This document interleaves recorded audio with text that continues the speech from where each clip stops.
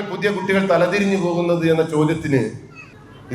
ലോകത്തിലെ ഏറ്റവും മികച്ച മറുപടിയായി എനിക്ക് തോന്നിയത് സന്തോഷ് ജോർജ് കുളങ്ങര പറഞ്ഞ മറുപടിയാണ്. അദ്ദേഹം പറഞ്ഞു, കേരളത്തിലെ കുട്ടികളെല്ലാം തങ്കപ്പെട്ട കുട്ടികളാണ്. ലോകത്തുള്ള കുട്ടികളെക്കാൾ വ്യത്യസ്തരാണ് കേരളത്തിലെ കുട്ടികൾ. അവർ നശിച്ചുപോയി എന്നാണ് നിങ്ങൾ പറയുന്നതെങ്കിൽ നിങ്ങളാണ് അതിന് കാരണമെന്ന് അദ്ദേഹം പറഞ്ഞത്.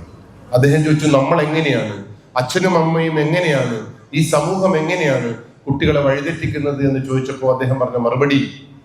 3-ാമത്തെ വയസ്സ് മുതൽ അംഗനവാടിയിൽ പഠനം തുടങ്ങുന്ന കേരളത്തിലെ ഒരു കുട്ടി, 4 വയസ്സുള്ള കുട്ടി LKG പോകുന്ന കുട്ടി, 5 വയസ്സുള്ള കുട്ടി UKG എത്തുമ്പോൾ 6-ാമത്തെ വയസ്സിൽ 1-ാം ക്ലാസ്സിൽ ചേരുന്ന ഒരു കുട്ടി പഠിച്ച് 17 വയസ്സുകാരനാകുമ്പോൾ ആ 17 വയസ്സുകാരനായ കുട്ടി സ്കൂളിൽ നിന്ന് A+ കിട്ടി പുറത്തേക്ക് വരുമ്പോൾ ആ A+ കിട്ടിയ സർട്ടിഫിക്കറ്റ് ഇങ്ങനെ കാണിച്ചുകൊണ്ട് അമ്മ സ്റ്റാറ്റസ് ഇടുമ്പോൾ ഈ നാട്ടിലെ നാട്ടുകാരും ക്ലബ്ബുകളും അമ്പലങ്ങളും അവരെ ആദരിക്കുമ്പോൾ ഫ്ലക്സിൽ കുട്ടികൾ തിളങ്ങി നിൽക്കുമ്പോൾ ആ തിളങ്ങി നിന്ന സ്റ്റാറ്റസിൽ വന്ന +2 കുട്ടിക്ക് ഈ റോഡ് എങ്ങനെ മുറിച്ചു കിടക്കണമെന്ന് നിങ്ങളുടെ കുട്ടികൾക്ക് അറിയില്ല എങ്കിൽ പിന്നെ 12, 3, 15 കൊല്ലം കുട്ടികൾ സ്കൂളിൽ നിന്ന് എന്താണ് പഠിച്ചത് എന്ന് അദ്ദേഹം ചോദിച്ചത്. കള്ളു കുടിച്ചാൽ കരള് കത്തിപ്പോകുമെന്ന്, സിഗരറ്റ് വലിച്ചാൽ ശ്വാസകോശം ക്യാൻസർ വരുമെന്ന്, തൊണ്ടയ്ക്ക് ക്യാൻസർ വരുമെന്ന്,